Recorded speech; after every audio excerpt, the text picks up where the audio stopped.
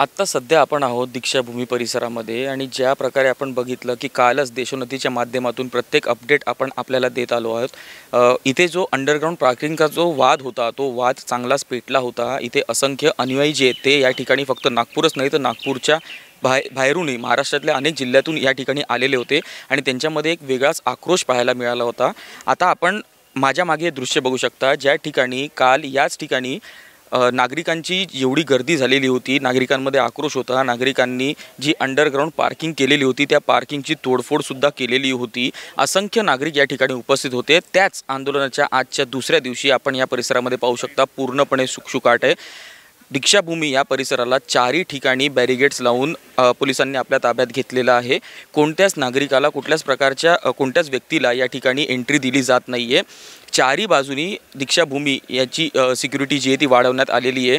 प्रत्येक वाहनाची जी आहे ती कडेकोटपणे तपासणी या ठिकाणी केली जात आहे आणि आपण या ठिकाणी पाहू शकता हाच तो परिसर आहे ज्या ठिकाणी काल याच वेळी असंख्य नागरिक उपस्थित होते आणि त्यांनी एक आक्रोश व्यक्त केलेला होता। त्यांच्यामध्ये एक आक्रोशाची भावना आपल्याला पाहायला भेटली होती।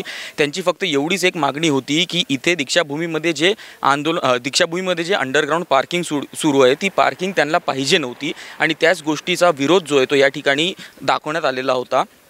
तोडफोड जी ती मोठ्या प्रमाणात केलेली आली होती।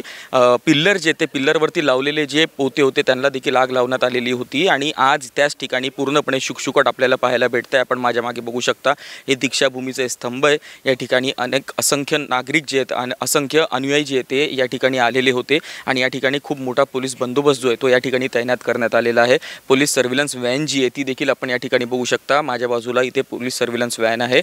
या ठिकाणी असंख्य पोलीस बंदोबस्त जो आहे तो देखील तैनात करण्यात आलेला बघायला मिळतोय। या ठिकाणी सकाळीच DCP असतील, CP असतील, ॲडिशनल कमिशनर असतील हे देखील आले होते। त्यांनी या ठिकाणचा आढावा घेतला होता।